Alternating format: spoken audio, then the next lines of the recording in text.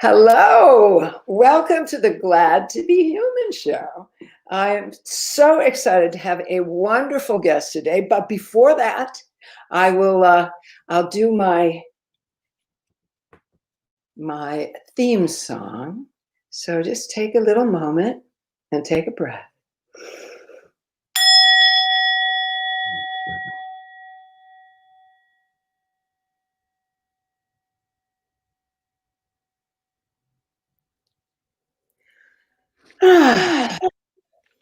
I never have to remember the words. So welcome Allen Klein today with me, if you would. Allen, so glad to have you here. It's great to be here. Hi. Well, hello. And for all of you who are wondering, Allen is an award-winning author and speaker who shows audiences worldwide how to use humor and positivity to deal with life's not so funny stuff. He's a recipient, oh, look at that. Oh, here it is, a Lifetime Achievement Award from the Association for Applied Therapeutic Humor, as well as a Toastmasters Communication and Leadership Award. In addition, he's also a TEDx presenter on intention and the author of over 30 books, including The Healing Power of Humor, You Can't Ruin My Day, and Embracing Life After Loss. His latest book is The Awe Factor, How a Little Bit of Wonder Can Make a Big Difference in Your Life. Well, welcome, Allen. I like Great that. to be here. Thank you. Great to be a human. Oh, well, yeah, I'm glad to. I'm glad we can share this as humans. Well, so awe. This is a tremendous and exciting subject. It's one of my favorite of all emotions. I'm not going to ask you to define it because I'm sure your sense of it will come out as we speak, unless you're burning to define it. Well, the interesting thing, because I learned something while writing the book about awe, is that the real official definition, according to the dictionary, is reverence mixed with wonder and fear. And I never thought about fear being part of awe. And then I thought about it some more, and I thought, yeah, when I'm particularly when I was younger, in a thunder lightning storm, I was amazed. People are amazed at, look at all that lightning, it's fascinating. But then the thunder and the loud noise comes, and there's fear. Yeah. It's funny. I remember, just as you mentioned that, looking up when I was a Girl Scout, my first Girl Scout overnight, looking up at this mystifying amount of stars. I'd just never seen them. And I was just quaking, and I didn't even know why. It was like, they're stars. They're not going to hurt me. But I think that was one of my early overwhelming. Part of awe is that overwhelming feeling. Or I love Cirque du Soleil shows. I don't know if you've ever seen any of them. Yes. One awe moment after another, but there's also fear. Those people going to fall that are way up there, or something's going to happen, and it has, unfortunately. But there's a lot of fear and wonder and awe in those shows. And in fact, one researcher used Cirque du Soleil as part of his research, and showed what happens when the audience is like they become more creative. They become closer to the people next to them. Because you're all experiencing the same bit of awe. And so he used it as a research tool and found exactly that definition, fear and wonder. That's interesting. It's just a little side note, makes me wonder if we could begin looking in our fear for a little bit of awe, that maybe when we're feeling afraid, there's something also that is large and kind of blessed in a way about it. I don't know. I was talking to a friend about that definition. He said, yeah, he grew up strict Catholic. And yes, there was a lot a fear put in by the nuns who were teaching, a lot of fear, and also awe about God. So Uh-huh. he said, yeah, Uh-huh. he totally believed that reverence is combined with awe and fear is a great definition. A wonder and fear is a great definition. Uh-huh. Uh-huh. Well, so I want to ask you about you as a child. So I was just mentioning an experience that I had as a child. Uh, did you have a rocking experience of awe when you were a child? Interesting question because I was a very quiet child. Uh, Mm-hmm. I played alone a lot. I did Mm-hmm. a lot of artwork by myself. I had a few favorite toys that I used. So Mm-hmm. Well, I I seem to remember something about a trip to the moon from your book. A A trip to the trip to moon. the moon. Oh, I know. So Yeah. when I was young, as a class, we were taken to the Hayden Planetarium in New York City, Mm-hmm. and they were giving out cards. This was way before, moon landings actually happened. They giving out cards to make your reservation for a trip on the moon.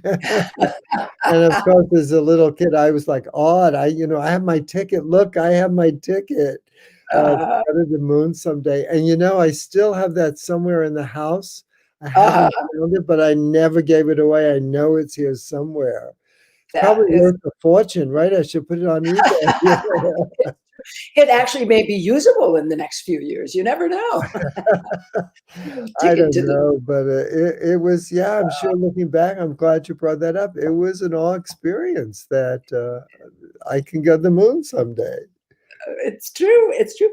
Well, so what inspired you at this juncture to write about awe? What Oh, did you go? wow. We need a book on this. Yeah, well, all of my books, Embracing Life After Loss came out of after my wife died at a young age. Healing Power of Humor also came out of how humor helped both of us deal with that situation. You Can't Ruin My Day. I was on my way to the gym. I was singing. I got a speeding ticket. I got to the gym and I told everyone, they said, but you're still so happy. You just got a speeding ticket. Aren't you angry? And I thought to myself, I actually said, I'm not going to let that policeman or that ticket ruin Mm. my day.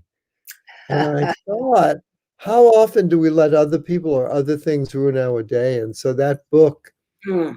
I thought people need to hear this message. So I don't know, maybe as I'm getting older, I was thinking about all the history in my life and my life. And all of a sudden I realized I had all these incredible moments that I couldn't explain. Mm.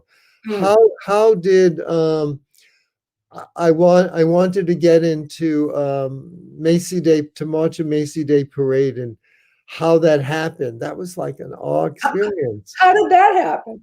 Well, let me tell you a couple, and then you could pick one of the stories. Um, this very book, The Awe Factor, was because we have the same editor, Brenda Mhm. Knight, fabulous editor.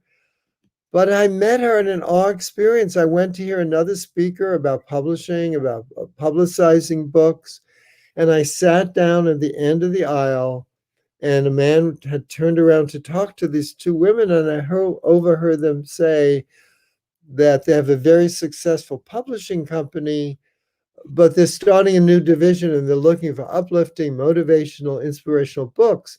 And I had just had Random House close a division that were publishing 7 or 8 of my books, and they were Uh-huh. all uplifting quotations, motivational, inspirational Mhm. quotations. And for a year and a half, I tried to sell them to other publishers. Nobody wanted them. Hmm. So I believe when you struggle too much, you negative energies. So I stopped Mhm. trying to get them published. I thought I had the card here, but I don't have it right now. It was a little 3x5 card that said, "The perfect publisher will find me." Because I believe if something's right, the universe supports you. So, Mhm. and I just kept that card in front of my computer and looked at it at least 8 hours a day. So there I was, that kind of thought in my mind.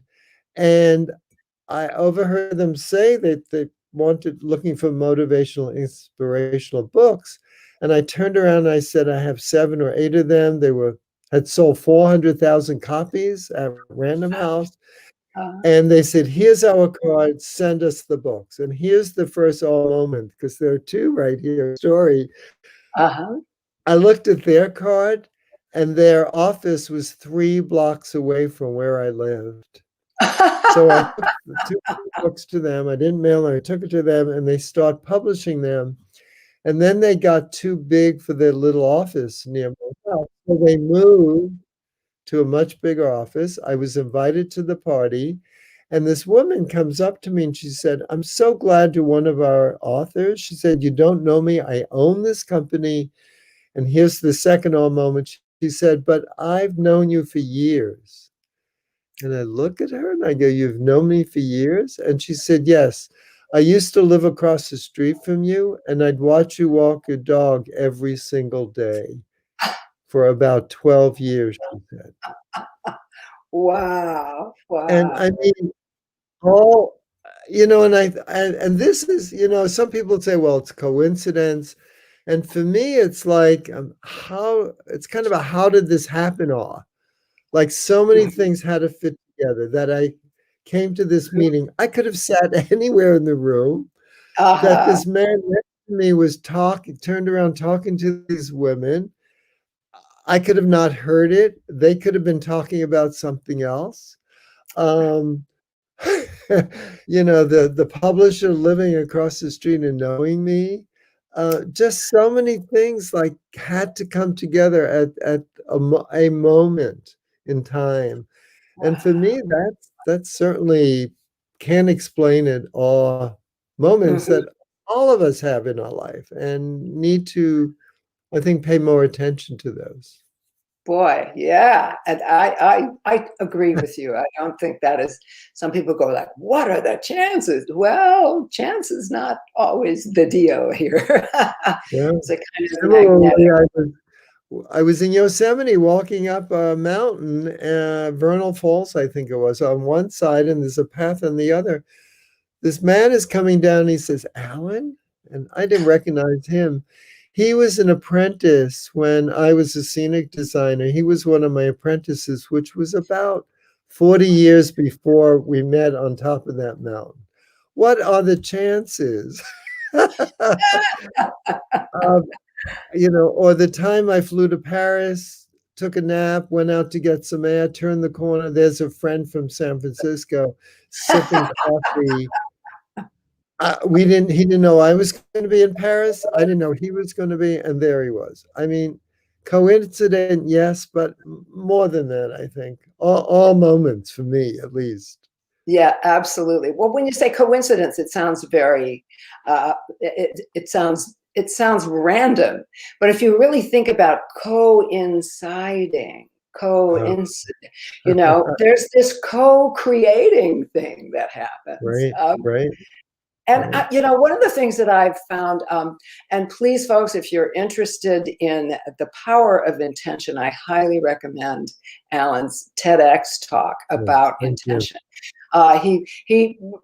He draws this incredible map of the intentions that he has placed out in the world and how one after the other they have come Right. true, like the Thanksgiving Day parade. Or like my Victorian Yeah. house that you see my office in. Yes, it came out of intention. It came out of me doing vision boards of houses when I lived in New York City, fanciful Victorian houses, Mhm. and moved to San Francisco and got one. A friend of mine says like I'm a wonder boy or something, and I just do. She thinks I'm like special. Someone's treating me real special, and I don't feel that way. I think everybody could create the world they want, and the one now. If I was wanted to be a basketball player and I hated sports and wasn't 6 feet tall or more, 7 feet tall, Mhm. I might that may not happen. But we all have abilities and things, and if we want something and nurture that, we can develop it, and it could happen. Wow, I completely agree with you. I think it's really about energy, rather than something even more mysterious, although energy is mysterious. But it's about where are we putting energy? How are we focusing that energy? And I always say, give it a try. Focus on getting a parking space, right? Right, It right. doesn't have to be a Hawaiian vacation. You're focusing on Yeah. just Oh, focusing speaking on about the parking vacation, space. I'm from New Yeah. York City, right? I'm from New York City. Speaking about vacation. So every year I love going to New York to see Broadway shows. I just love Broadway shows. And I usually stayed at my cousin's house, but she passed away that year and had nowhere to go, nowhere to stay. So I'm at a cocktail party um, here in San Francisco, and this woman comes over to me and she says, "Oh, you are so cute. You are so dapper." I had a nice tie. I like ties. I had a nice fancy tie and jacket. And we start talking and chattering, and she said she's from New York City. I said, "Oh, I'm going there in about 3 months, and I don't really have a place to stay. Do you know of anyone that has an apartment for rent? I much rather stay in an apartment than a Mhm. hotel." And she said, "When are you going?" And I said, "Oh, the last week in May." She said, "We're going to be in Italy. You could stay in our apartment." And I said, "How much do you charge?" No, no, no. This is, we just like people staying there. Do you know, Wow. it has been, I think I've stayed there 5 or 6 times now. Oh, wow. What you talk about energy. What is that energy? I didn't know this woman. She Mhm. going to New York. Um, the same week that she was gonna be in Italy, I was going to New York. Is that not another almost? Unbelievable, It unbelievable. it Well, just but these kind of achievable. things blow me away. Well, so how would some of our viewers and our listeners begin to develop this capacity in themselves to focus their intention and specifically to create more awe or to notice more awe in their lives? Well, I think, I just so people remember, I have stop, look, and listen. So Mm, stop. Most people I see today walking down the street are on their cell phones. They're not really looking around them. So how can you find awe, when you're always on your phone or you're always at your computer? Now I hope your computer now so you could see the show, but after the show, go take go a walk. outside. Take a break. Um, Mhm, so just notice it because you won't notice things if you're stuck on the phone or the computer. So just mm, stop and look.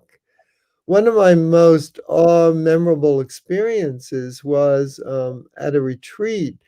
They sat us on a hillside, about 40 people, and they gave us this raisin, this dried grape, put it in our hand and said, and we spent about 10 minutes looking at that raisin.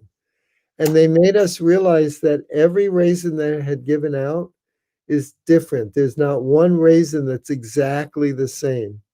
mm. And then we ate it and we, noticed the texture on the outside and then finally bit into it and noticed the little seeds and then the sweetness. And this was a long process. And I realize now and I forget, I'm human, but the food we eat, do we gobble it down or do we notice? Do we stop, look at it? The colors, the textures, what is that in our mouth? How did it come to us? How many people did it take to get there? That's an incredible thing that broccoli started out as this little seed that many people were involved with. So Mm. just stop, look around you. Kids, go to the park and look at kids. They're amazing. Um, and then just listen to the sounds around you. In New York, I could always tell, even when I didn't look out the window, when it was snowing, particularly on a weekend, because Ah, the whole city got quiet. And New York City is not very quiet most of the time. So Mhm. just listen to when things get quiet, what things sometimes traffic could sound like a symphony, just all these Mhm. honking. So stop, look, and It's funny, one of listen. my favorite little sounds is when I was riding the train into New York City, right as you begin to pull into Grand Central. I love getting very close to the change in the cars because the sounds of the of the train, there's so many different sounds, but it always sounds quite symphonic to me. And Yeah, some of it, yeah, yeah. Well, but it it is musical in its it's beauty. almost like a natural Rhapsody in Blue kind of, it's that kind of, Absolutely. yeah, Well, so we have sound. that for urban folk. Tell us about nature. I know a lot of us think of awe Uh, pretty much applicable to nature, yeah, but yeah, yeah. what do we do? How can we encourage that? Well, what all studies and scientific research has found that nature is the one, what should I say, the one getter that I can't think of that word, next word, but the one thing that can help us get more awe in our life. So Oh, a recent study, and this was amazing. It was with seniors, but I realized it doesn't have to be seniors. For mhm, 8 weeks, they took a group of seniors out, and again, here back to intention, and they asked them a 15-minute walk once a week to find something that they thought was brought them some awe in nature. mhm. Somewhere even in the city, some building that might bring them that. So Mm, just one walk, 15 minutes a week for 8 weeks. And then they had the group that also went out 15 minutes, did not have that intention. And the mhm. group that had that intention had less anxiety and less depression after the 8 weeks. Wow, wow. We could all do that. You Yeah, know? well, you've actually just helped me very practically in this moment because I will be teaching some second graders. I'm going to take them on a nature walk next week as part of the River of Words team that I belong to, which helps Uh-huh, connect children with nature. And uh-huh. it occurs to me, I would just ask them on our nature walk to come up with 5 amazing things. I might Oh, not use yeah, the yeah, walk because I don't know if second graders know, although I may ask them if they do. yeah. But well, that's a wonderful thing we can all Well, put in our one pocket. other thing about nature, and this fascinated me too. It said, the research said, you don't even have to go in nature. Actually, you could have a picture of nature that could bring awe to you around. So I always have, this was in my garden, flowers Oh, in my garden. And so I have that in my office, never realizing that I'm getting some of that awe benefit just by looking at this photo. wow. Oh, well, garden. So garden could be a source. Garden, yes, Yes. gardening. Oh, definitely, yes, I yes. know I'm prejudiced because of my last name, but hey. Right, yeah, that's wonderful. Yeah, yeah, But so you find that as you nourish growing things, do you? yeah, and the other thing is looking closer. So stop, look, really look. I mean, take a flower and look. Look Mm. inside that flower. I was in Amsterdam 2 years ago celebrating a birthday. It was spring, and Keukenhof, something like that, gardens. I went Mhm. to, and they have 7 million tulips. Could you believe 7 million tulips? I mean, I was awed the whole time I was there. And some of them you look into, you get closer and look in, and it's bright red on the outside, and inside is this yellow circle with a rough edge, and the edge has all black lining, and the stamen has orange little tips, and and so, One like the artist, Georgia O'Keeffe showed us how to really look inside a flower, and really look closer. Just stop and look closer at anything, and it will give you a whole different perspective of it. I like that. I like that idea. And you were talking about carrying your trip to the moon ticket around with you. One of my favorite tips in your book is about something that you can put in your wallet. to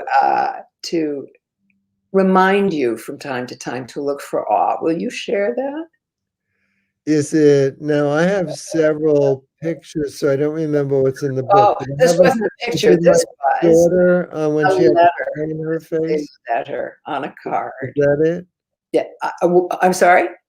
My daughter had a cream pie thrown in her face. Is Oh, that no, I no? wasn't thinking of that one, although that's pretty great. That's pretty great. That's somewhere in my office, I think. What was in my wallet? I Oh, don't remember. it was you said, "Make a card with the letter A on it, and just slip it into your wallet, and from time to time, you take it out, remind yourself you're looking for some experience of awe in your life." So I really like that one. I feel like that's definitely portable and, Yeah, yeah. something we can all do. Yeah, or put a marble in your pocket, and every time you put your hand in your pocket, you feel it. Just have an intention of, "I'm gonna find something amazing around me." Wow. Yeah. Again, intention, reminders, Mhm. because we hear the news today and everything is so down, and this won't change the news, but it'll change your relationship to it. Absolutely, and the news will change on its own, Oh, yeah. whatever goes on, we know that it's going to change, Oh, and, yeah. and I think looking for these experiences, these treasures that are around us as physical beings every single day, and that we can plan to go and put ourselves in places that allow us to experience. We Yeah. could connect with our really good friends who share this idea. You maybe come up with an awe buddy. I don't Yeah. know. I mean, just think of your body, the awe and, that this works, that we could talk, and I can have blood flowing through me, Um, Mm, as I told you, I'm having an eye operation tomorrow, and mm, they're putting this little teeny stent in that's maybe less than the size of a hair into one of the arteries or whatever's in, I don't even know it's in my eye, but it is so teeny, teeny, tiny, and they could do that. So all of science, all that they found a vaccine within a year for COVID, within a year. I mean, uh, science is just amazing. That we can land someone on the moon, it's just, there's just so many things if you stop for a moment and think about it, that can awe you every single day. well, I love the collection of stories and anecdotes and quotations and so forth that our viewers can find in your book, The Awe Factor. Will you let them know where they can get it and how they can look into your work a little bit more deeply? Well, someone from Australia just wanted to know how to get the book, and she just ordered 2 of them in Australia. So Hey, it's all over the world. They can go to Amazon, of course, Barnes& and Noble, local bookstores. A friend of mine just went to a local bookstore to support them, which I great. totally agree with, and she bought 25 copies. So Yeah. however, people really need this at this time. They need these little moments that they can put all that negative stuff behind them and see the world as a brighter place. So wherever books are sold or online, and they can Great. go to my site, Yeah, I Allen was gonna Klein. ask that. Yeah, Allen Klein, ALLENKLEIN.com. Fantastic. And before we go, I always like to ask my guests, what makes you glad to be human? Do we have another hour? Oh, that's a Oh, good my answer. friends, my family, the beautiful things in life, and maybe most of all, the talent that some higher power gave me that I can share with people and help people that don't see the awe or the beauty in the world. So I'm really grateful that for that being given that talent. Oh, beautiful. Well, I'll play our theme song out. And I want to say a special thank you today, Alan, for coming and sharing such a wonderful, wonderful Thank you. book and concept with us. Thank you.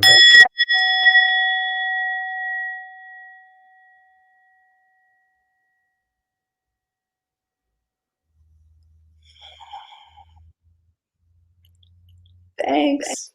See you all next time.